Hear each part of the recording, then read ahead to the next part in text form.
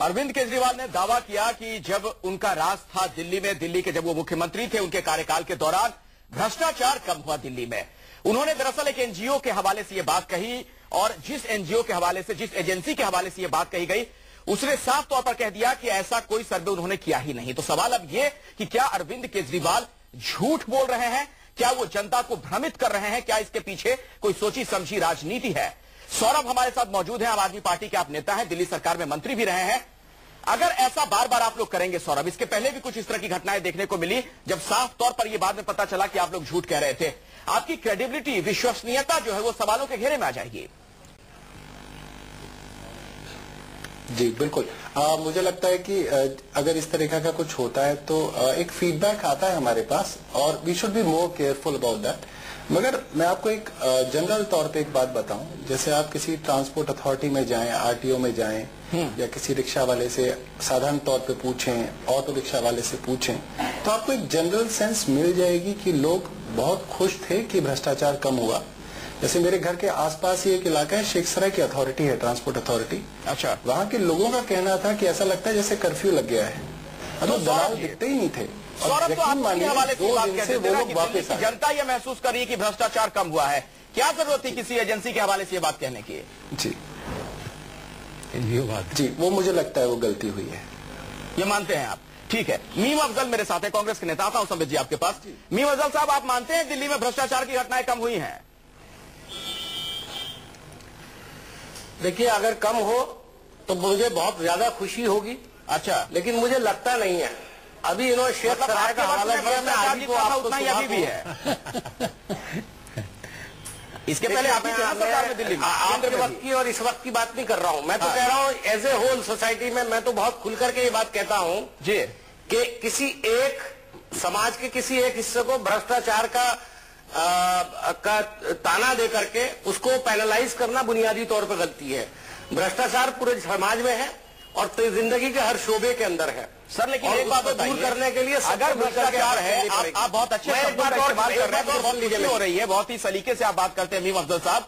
लेकिन देश में सबसे ज्यादा राज आप लोगों ने किया। अगर सिस्टम में कहीं दिक्कत है, भ्रष्टाचार है, तो सबसे बड़े गुनहगार तो आप ही कहलाएंगे ना इस सिस्टम के। बिल्कुल, हम उसके लिए अपनी गुनहगारी को तस्लीम करेंगे, लेकिन उसके साथ साथ क्रेडिट भी देना चाहिए आपको कि पिछले 60 साल के अंदर जिस देश के अंदर सुई नहीं बनती थी, आज वहां हवाई जहाज बनता, कभी इसका भी जिक्र किया कीजिए आप। नहीं तो भारतीय जनता पार्टी के कौन सी बात आप ये कहते रहते हैं कि 60 साल के अंदर कुछ हुआ ही नहीं है, देश सिर्फ बर्बाद हुआ, लेकिन और भी बहुत ईमानदारी का बताइए, भ्रष्टाचार 60 साल में देश क्या सिर्फ बर्बाद हुआ है? मैं से वो उत्तर दूं। हाँ, समित पात्रा कुछ कहना चाह रहे हैं। ये बड़ा भ्रष्टाचार नहीं होता और भी अच्छा होता। अरे समित सुन लीजिए, मीम अफजल साहब यहाँ येदियुरप्पा की पार्टी के समित पात्रा भी कहना चाह रहे हैं। सुन लीजिए पहले मैं लेकिन मेरा कहना ये है, अरे सब सुन लीजिए, भ्रष्टाचार की बात करें, मीम साहब वो डेवलपमेंट की प्लेन बन गया है, तो मध्य प्रदेश का भ्रष्टाचार भी बताना पड़ेगा। येदियुरप्पा की पार्टी के यहाँ पर मौजूद है समित पात्रा, कहना चाह रहे हैं। और बोलिए, मध्य प्रदेश का बार राजस्थान का भी बताना पड़ेगा, तो शांति नहीं बताना पड़ेगा। 8 सीट रह गई है, फिर भी इतना बोलते हैं भ्रष्टाचार नहीं है। खैर 2014 में नहीं बोलेंगे, रहेंगे नहीं तो कहाँ से बोले। ठीक है, बोलिए संबित पात्रा। देखिए, ये जो बोल रहे हैं कि सुई बनती थी पहले, अब हम एरोप्लेन बनाते, तो ये क्या सोचते हैं? आदमी तो हिंदुस्तान के लोग हैं, पत्तल पर के बाहर नहीं घूमते। ये 21वीं शताब्दी हो गई, प्लेन नहीं बनेगा तो क्या बनेगा? आप नहीं रहते, कोई भी रहता तो प्लेन बनता।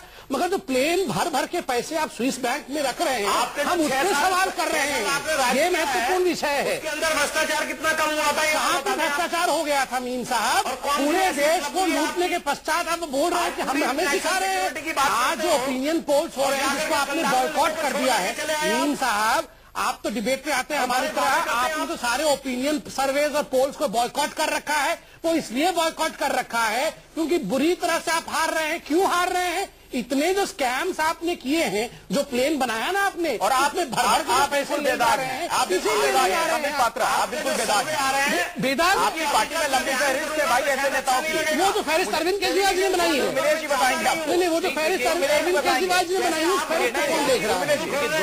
दोनों लोग थोड़ा शांत रहे तो मैं अपनी बात कह रहा हूँ। सुन लीजिए, किस तरह सर्वे कराए जाते हैं। मीम अफजल जी, एक minute.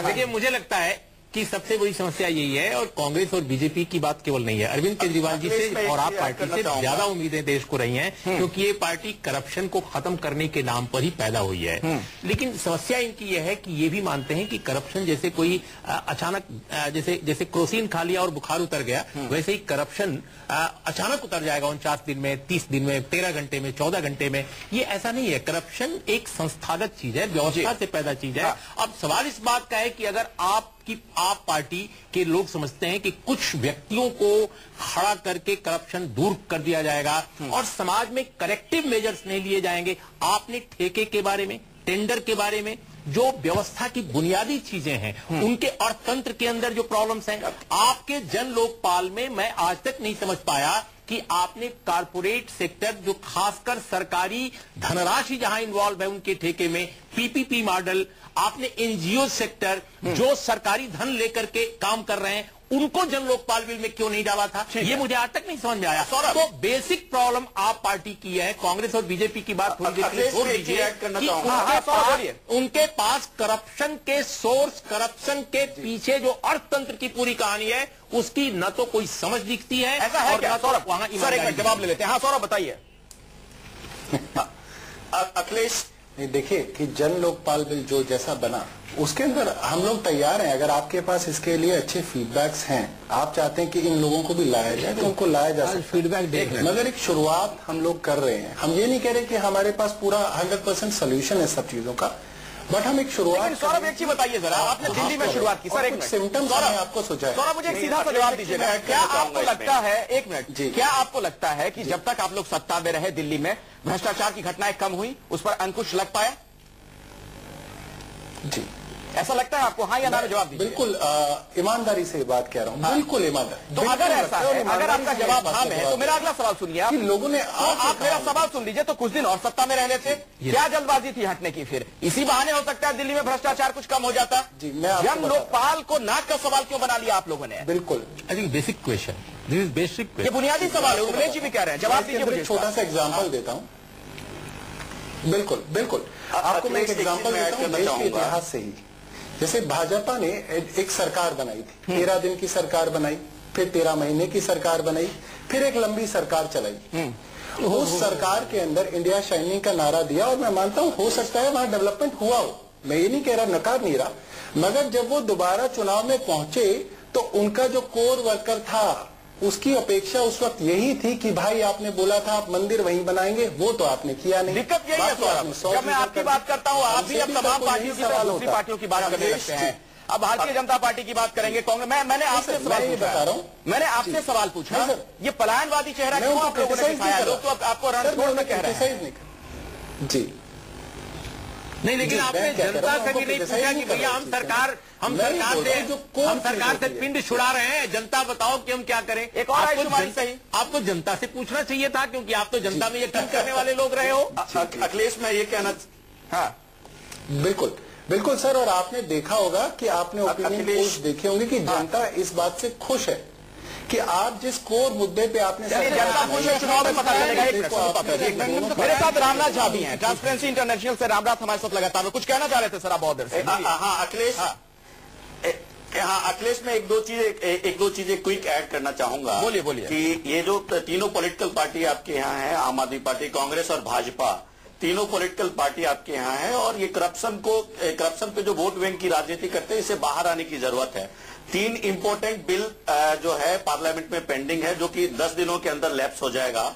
Public grievances bill, whistle blower protection bill, और प्रोक्योरमेंट जो ट्रांसपेरेंसी इन प्रोक्योरमेंट बिल, जो अभी कोई स्पीकर आपके कह रहे थे कि ठेकेदारी में जो करप्शन है उसको कम करने के लिए एक बिल लाया गया, सोच रहे होंगे केंद्र में है, सरकार दिनों के बाद लैप्स हो जाएगा। हाँ, मुझे लगता है मीम अफजल साहब का जवाब ये कहना चाहता हूँ, तीनों पार्टी इस पे क्यों नहीं अनशन करती है? पेपर स्प्रे देने में लगे हैं ना कांग्रेस पार्टी।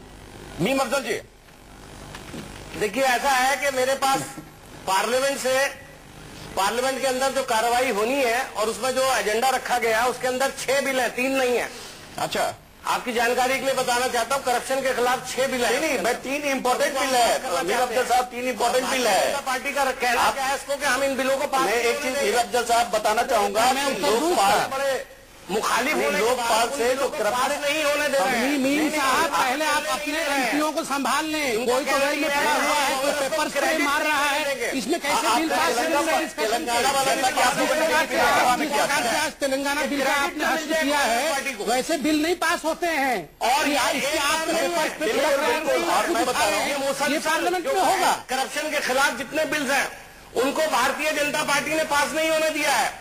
गाय का ऐसे वाला ऐसे नहीं चलने वाला है। बिल्कुल नहीं, लोकपाल कैसे पास हुआ?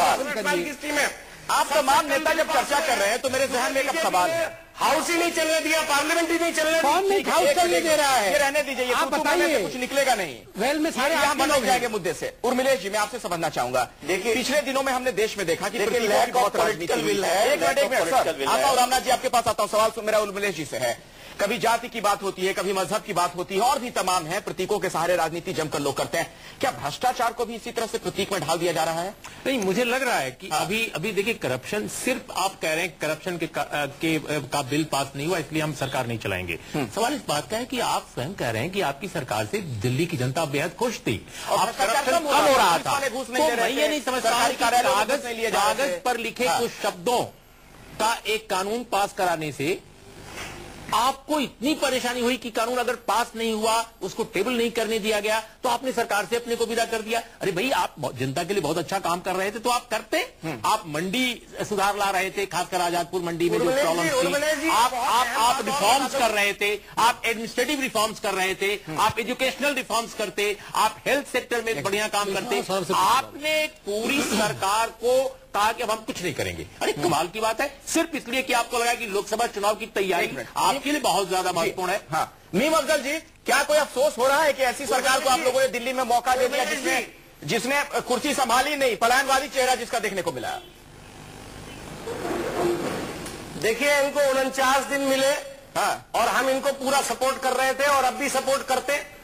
इन्होंने मैदान छोड़ करके भागे। और मैं एक अहम बात बोल रहा हूं, उर्मिलेश जी ने बड़ा सही सवाल उठाया कि आपने एक बिल पास करने के चक्कर में, और मैं आपको बता दूं, ये चाहते हैं दिल्ली में पूर्ण इनको मत मिल जाए और इनकी मेजॉरिटी आ जाए। मैं कहता हूं 70 सीट आने के बाद भी अगर आप उस बिल को उसी तरह से पास करना चाहेंगे और कॉन्स्टिट्यूशनल उसके लिए तरीका नहीं अपनाएंगे, तो क्या वो बिल पास हो जाएगा?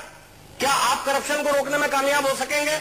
अगर आप ईमानदार थे तो आपको चाहिए था कि आप उसका सही फॉलो करते उसको। ये सवाल जो है, जो बात मीम अफजल साहब कह रहे हैं, सौरभ आप आम आदमी पार्टी के नेता हैं, दिल्ली सरकार में मंत्री भी रहे। एक मिनट मीम अफजल साहब, आप ही का सवाल मैं आगे बढ़ा रहा हूँ। इतना आसान काम नहीं है। आप ही का सवाल मैं आगे बढ़ा रहा हूँ। मीम अफजल साहब, आप लोगों की मंशा कभी लगी नहीं कि वाकई जन लोकपाल को लेकर कोई कंसेंसस आप लोग बनाना चाहते हैं? शुरू से ही लगा कि टकराव का रास्ता आप अख्तियार कर रहे हैं कि मौका मिले नहीं कि कुर्सी छोड़िए और भागिए, लोकसभा की तैयारी में लगी। पार्टी को आगे बढ़ना पड़ता है। एक मिनट सर, सौरभ से मेरा सवाल था। सुनिए, मैं आपको ये बात कहना चाहता हूँ कि कॉन्सेंसस बनाने के लिए हमेशा रूलिंग पार्टी पहल करती है। ठीक है, मैं रूलिंग पार्टी की जिम्मेदारी मैं इसीलिए सौरभ से सवाल पूछ रहा हूँ कि तो आप मुझे बताइए इसमें हम क्या कर सकते हैं? नहीं सर, आपसे नहीं है मेरा सवाल, सौरभ से है। आपने तो बहुत सोच समझ कर कैलकुलेशन से जिनको समर्थन दिया था, ये पूरी दुनिया जानती है। सौरभ आपसे था मेरा सवाल। जी मैं बताता हूँ। जी मैं कैलकुलेशन की परेशानी में आप मुब्तला ना हो। आप तो पहले ही मैदान छोड़ करके भाग गए थे समित जी। मैदान छोड़ के भाग गए थे, आप तो सपोर्टिंग लेटर लेके उनके पीछे भाग रहे थे। हम कहां से क्या करते? आप लेटर ले लेके आम आदमी पीछे भाग रहे थे, तो हम कैसे सरकार बना लेते? आप बताइए। और आज के डेट में कोई दुखी और परेशान है तो जनता जानती है कौन दुखी और परेशान है। आप सपोर्ट देते। देखिए, आप दोनों आपस में झगड़ा करेंगे तो वहाँ आम आदमी पार्टी के नेता सौरभ मेरे सवाल से बच जाएंगे, वो इसीलिए वो लगातार मुस्कुरा रहे हैं, जवाब देना नहीं चाह रहे हैं, ऐसा लग रहा है। सौरभ नहीं ऐसा सौरभ जी को एक शेर में सुना देता हूँ, आखिर में बस अपनी बात को खत्म कर देता हूँ। शेर तो जरूर सुनाइए, मेरा फाइनल कमेंट कर लीजिए। सुनाइए, चलिए उसके बाद में उनके पास जाऊंगा। मैं सौरभ जी से कहूंगा कि केजरीवाल जी को जाकर ये शेर सुना दे कि तू इधर उधर की ना बात कर, ये बता के काफिला क्यों लूटा। मुझे औरों से कोई गरज नहीं, तेरी रहबरी का सवाल है। ये सुषमा जी ने प्रधानमंत्री के कहा था पार्लियामेंट में, आपको याद दिलाऊं। वही आपने उल्टा इधर सुना दी। सौरभ ये सुनाएंगे जाके अरविंद केजरीवाल को आप? अच्छा जी, फीडबैक नहीं। मैं तो मीम अफजल साहब ने शायद सुनाया था, उनका भी स्वागत है, वो खुद भी आके सुना सकते हैं। अरविंद सर, आप स्वागत आज बहुत कर रहे हैं, माफी एकदम खुले दिल से मांग रहे हैं, लगातार मुस्कुरा रहे हैं, कहिए भी तो सही। जी, सीरियस डिफेंस है ये। मैं ये कह रहा था सर कि जहाँ अनकॉन्स्टिट्यूशनल वजारत से मुक्त होकर बहुत सुकून महसूस कर रहे हैं, तो इसमें नहीं, देखिए सर, अनकॉन्स्टिट्यूशनल की जो बात आप बार बार कर रहे हैं, एक सेंट्रल गवर्नमेंट ने एक रूल बना दिया कि भाई इस तरीके की कोई भी चीज हो, कोई ऐसा बिल दिल्ली की सरकार लाए तो वो केंद्र सरकार से पहले उसके पास जाए। तो ये कोई कॉन्स्टिट्यूशन के अंदर लिखी हुई अरे मैं तो बुनियादी सवाल है सौरभ, सुनिए, वो एक है, वो मसला है कि क्या संवैधानिक है, क्या गैर संवैधानिक है, और एक बड़ी स्थिति हमने पूरे देश में हाल के दिनों में देखने को मिले, इसे इत्तेफाक रखेंगे। संविधान के इतने ज्ञाता एकाएक उभर कर सामने आ गए, अपने अपने तरीके से संविधान की व्याख्या करने लगे कि जो संविधान के जानकार होंगे वो भी सोच रहे होंगे अरे ये क्या हो गया, हमने कौन सी अलग किताब तो नहीं पढ़ ली थी। मेरा आपसे सौरभ ये सवाल है, जब आप इस बात को मानते हैं कि भ्रष्टाचार की घटनाएं दिल्ली में कम हो रही थी, तो जन लोकपाल के लिए सिर्फ सरकार को क्यों आपने शहीद कर दिया? कुछ दिन रह जाते सत्ता में, हो सकता है इसी से दिल्ली में भ्रष्टाचार कम हो जाता। सर जी बिल्कुल, मैं आपको ये बता रहा था, जन लोकपाल जो है वो भ्रष्टाचार को मिटाने के लिए एक बहुत अहम चीज है, और ये ऐसा नहीं है कि कोई एक साइडलाइन वाला मुद्दा था जिसको हम बीच में ले आए और हमने बोला कि हटा देते हैं सरकार। ये कोर मुद्दा है, हमारी पार्टी की शुरुआत इस मुद्दे से हुई है। आप मानिए कि 15 दिन जब सरकार को हुए थे, बीजेपी और कांग्रेस वालों ने शोर मचाना शुरू कर दिया था। आप जनरल में बताइए, आपके लिए गोल इंपॉर्टेंट है या जिस जरिए आप जाना चाहते हैं वो महत्वपूर्ण है, ये बताइए पूरी तरह से। नहीं, आप जो चीज हासिल करना चाहते हैं, भ्रष्टाचार मुक्त समाज बनाना चाहते हैं, वो महत्वपूर्ण है आपके लिए कि सिर्फ एक आपने बना लिया कि जन लोकपाल वो हथियार हम बस उसे कैरी करेंगे, उसे लेकर चलेंगे? जी, सबसे इम्पोर्टेंट तो गोल ही है, मगर उसके लिए आज आप किसी से भी सलाह मशवरा कर लीजिए, किसी भी विशेषज्ञ से पूछिए, इससे अच्छा हथियार आज नहीं है देश के। ऐसा है क्या? एक सवाल पूछ समय नहीं है, बिल्कुल बहुत महत्वपूर्ण सवाल पूछ रहा हूं, समय नहीं है। देखिए सौरभ, मैं आपसे एक प्रैक्टिकल क्वेश्चन पूछना चाहता हूँ। आप भ्रष्टाचार के खिलाफ लड़ रहे थे और आपका एक बहुत बड़ा इशू था कि माफिया, जो वाटर माफिया है, वाटर माफिया बहुत बड़ा काम करती है। क्या आपकी सरकार ने एक भी टैंकर को जब्त किया? क्या एक भी माफिया को अरेस्ट किया? देखिए, बुनियादी तौर पे मैं मानता हूं, जो मेरा एक्सपीरियंस है एक जर्नलिस्ट के रूप में, मैं कोई सियासतदान नहीं हूं सौरभ की तरह या अन्य लोगों की तरह, लेकिन मेरा ही मानना है कि जन लोकपाल की जो जिद है बहुत अच्छी है। जन लोकपाल बनना चाहिए, अगर बनना है, देश में बना है लोकपाल, यहाँ भी बहुत स्ट्रांग लोकायुक्त बनना चाहिए। लेकिन जन लोकपाल एक झुंझुना है, एक ऐसा झुंझुना जिससे केवल, जैसे आप जिन शब्दों का प्रयोग कर रहे थे, अगर मैं उसको प्रयोग करूं गलत बयानी का, तो ये गलत बयानी है कि इससे सब कुछ ठीक हो जाएगा। किसी भी दुनिया के देश में जो बेहतर ईमानदार देश हैं, डेनमार्क हो, फिनलैंड हो, नॉर्वे हो, स्वीडन हो, वहां सिर्फ लोकपाल जैसी संस्थाओं से करप्शन नहीं दूर हुआ है। सिस्टमेटिक चेंजेस लाए गए हैं और सिस्टमेटिक चेंजेस लाने के लिए आपने कोई काम बिल्कुल नहीं है सर। आप तमाम मेहमानों का बहुत बहुत शुक्रिया इस चर्चा में शिरकत करने के लिए।